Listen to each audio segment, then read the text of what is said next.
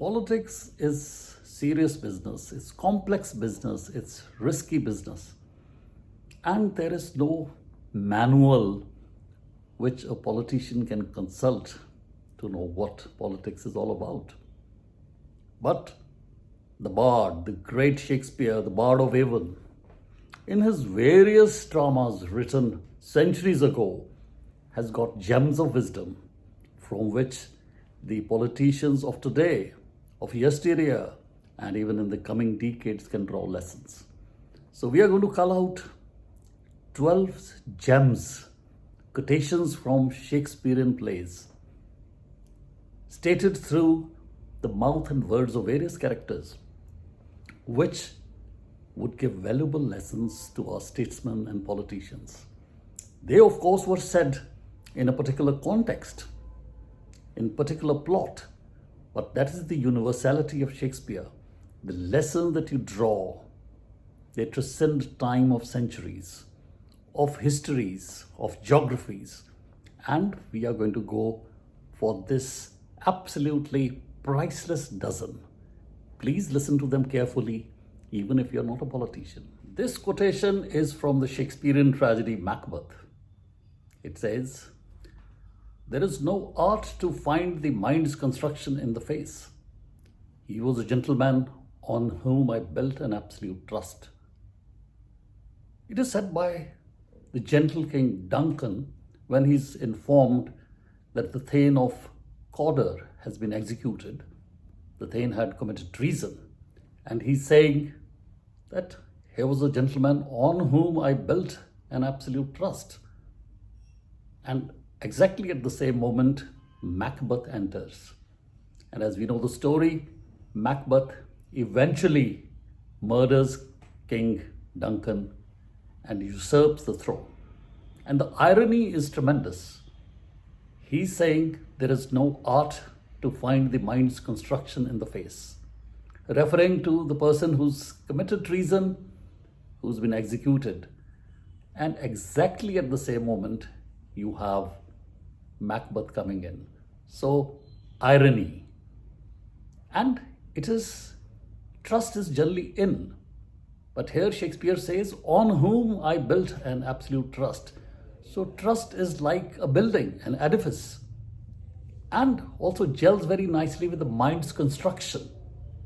Construction, not as in interpretation, but construction as in building.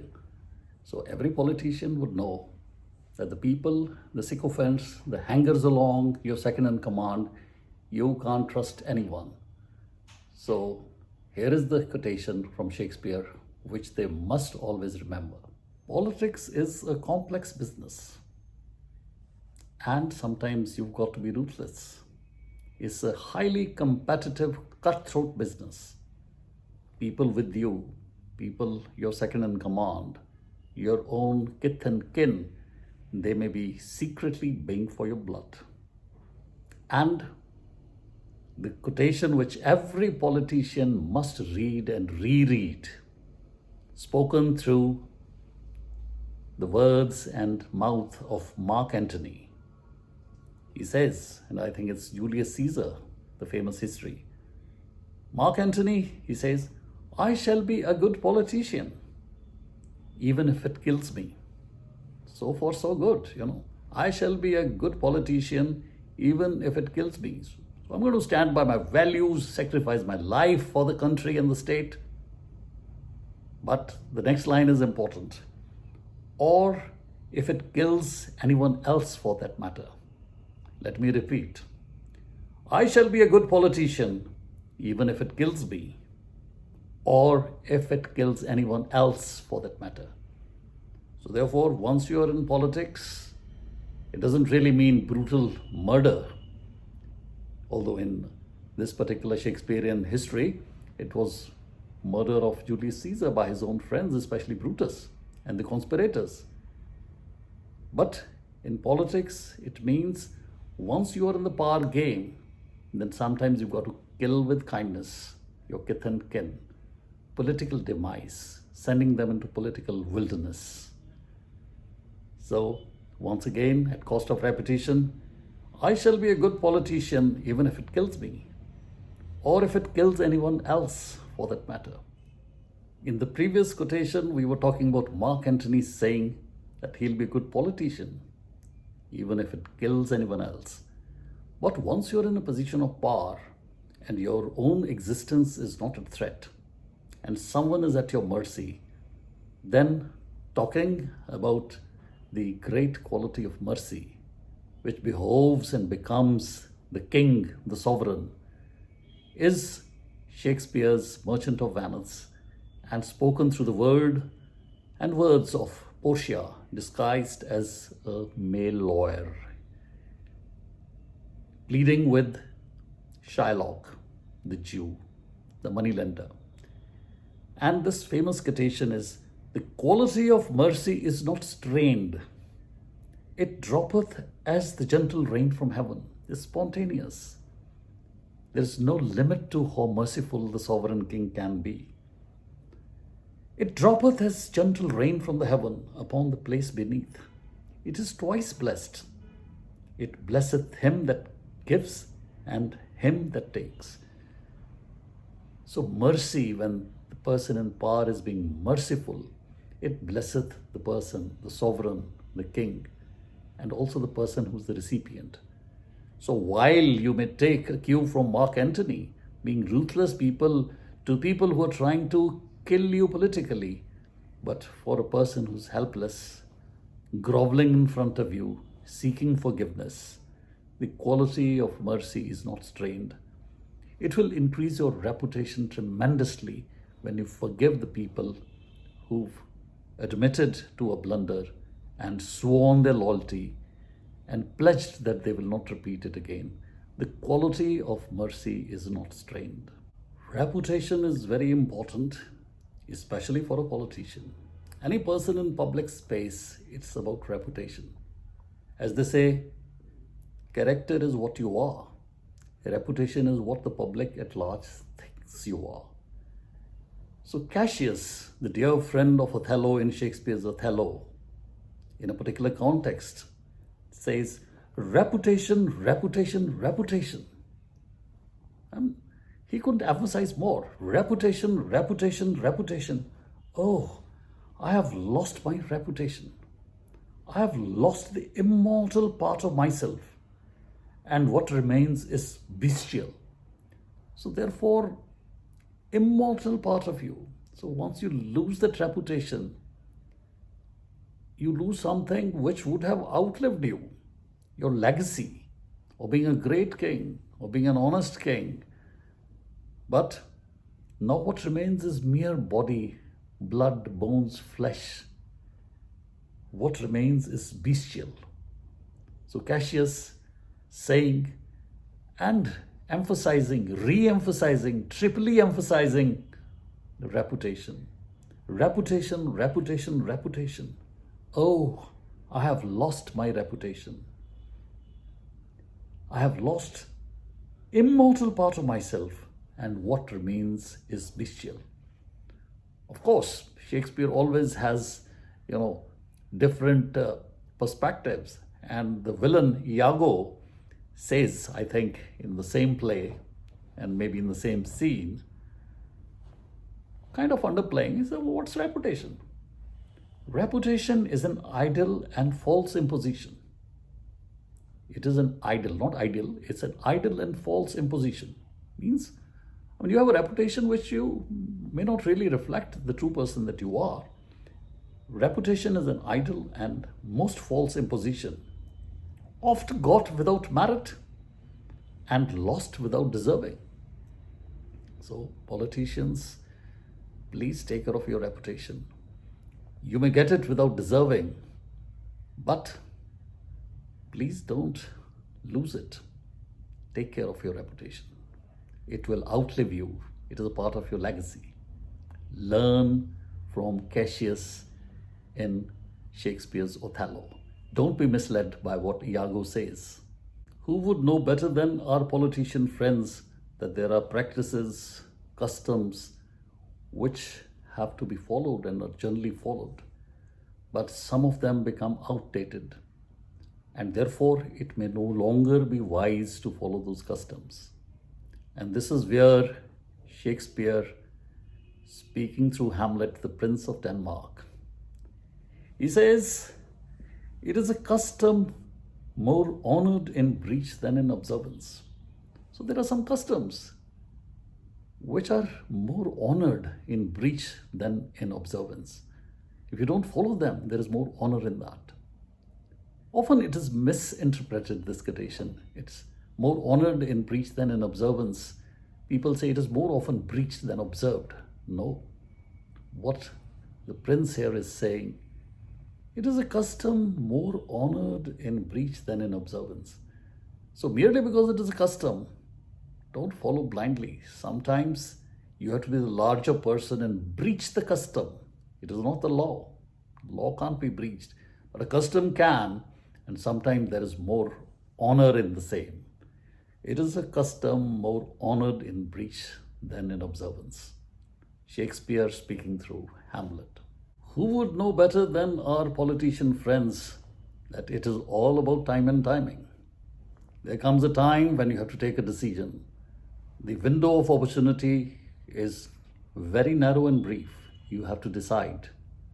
And that decision may catapult you to greatness, to power, and on the contrary, the same decision could throw you into oblivion and a political death.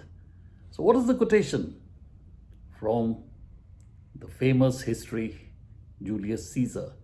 And I think it is Brutus this time. He says, "There is a tide in the affairs of men. There is a tide in the affairs of men which, taken at flood, leads unto fortune." If the tide is good, you ride it.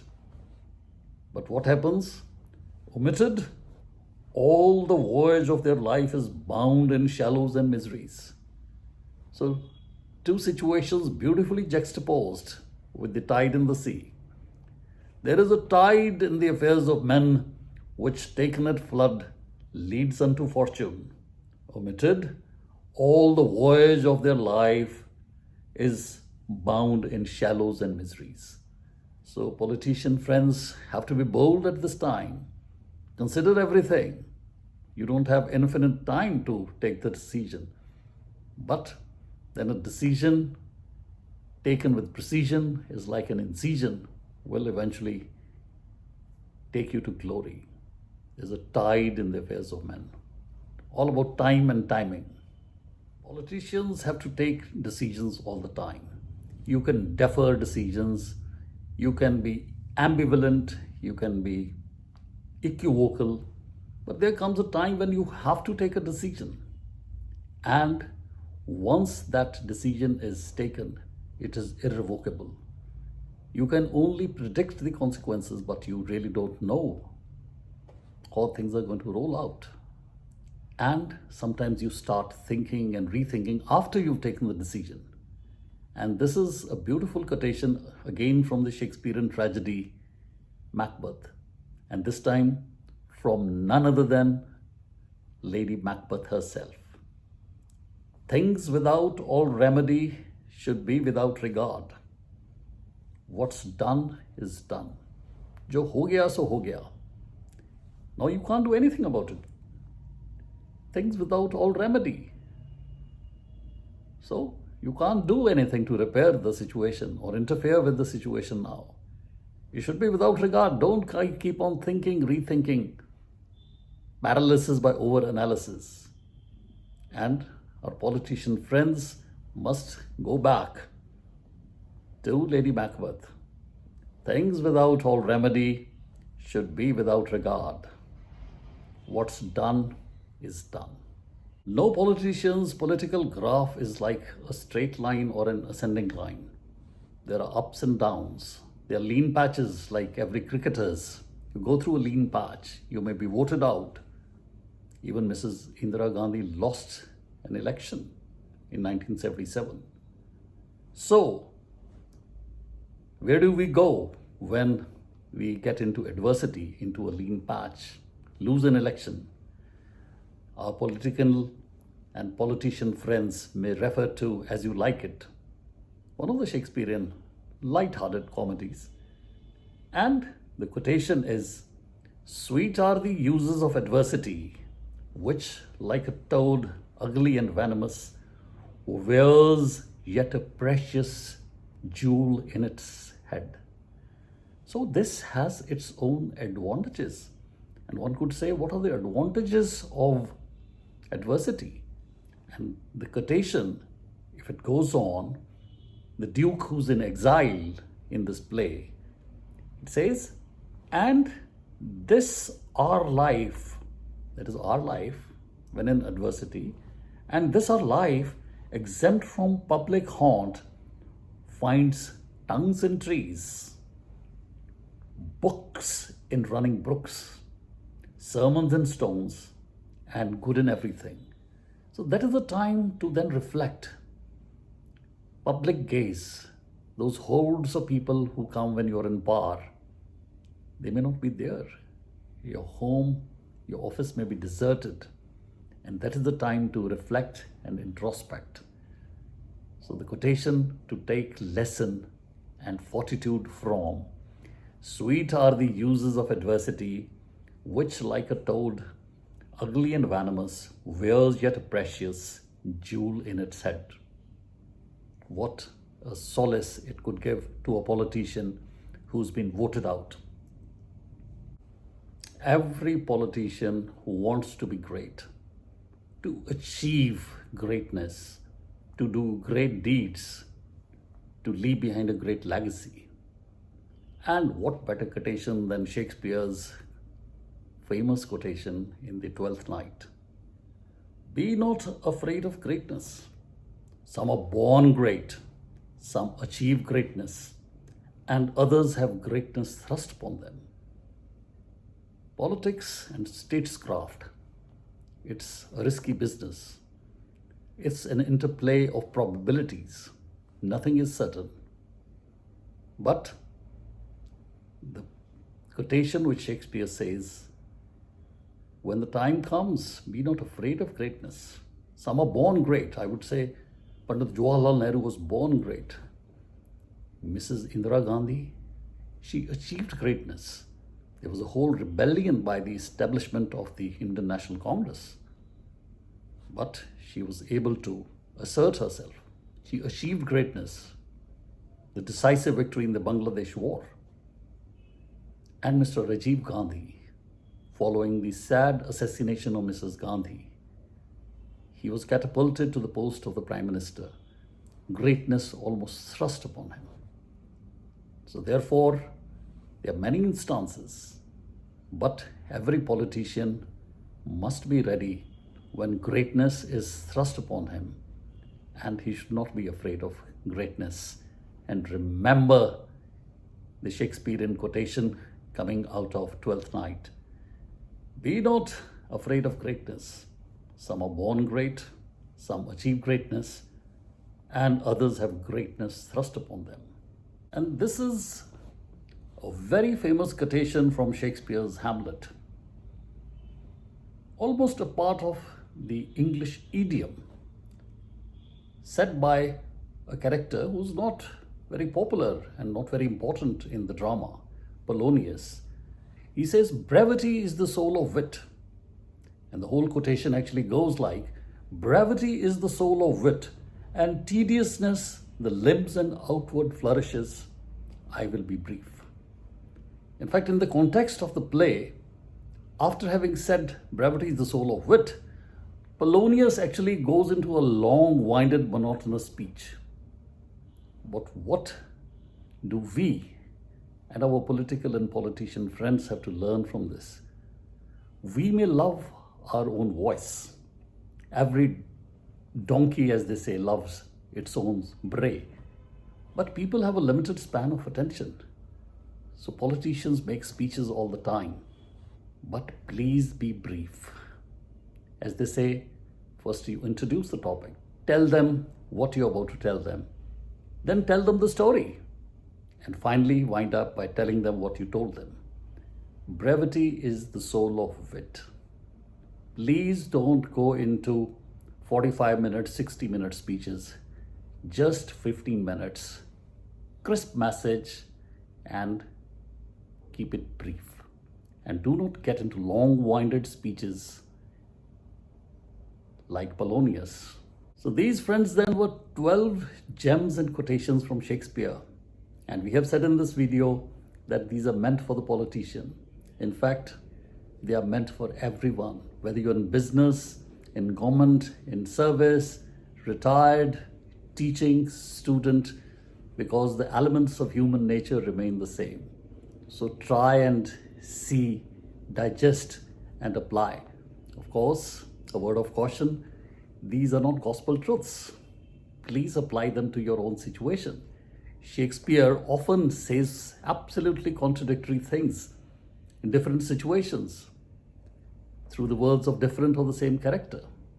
For instance, if I remember correctly, Julius Caesar, he says, "The fault, dear Brutus, lies on us, not in our stars, for we are underlings." Saying that, everything's in your own hands. Why do you blame the stars? We are the underlings. We are like puppets. And at the same time, he says there is a divinity that shapes all ends. Upar ek Shakti hai that shapes all ends. So friends, I leave you with these 12 quotations, gems, and we've tried to direct them towards our politician friends. But as we said, these are meant for each and every one who's a serious student of life. See you soon. And if you did like them, please subscribe, share, and comment. We'll be looking forward to your feedback. Bye-bye.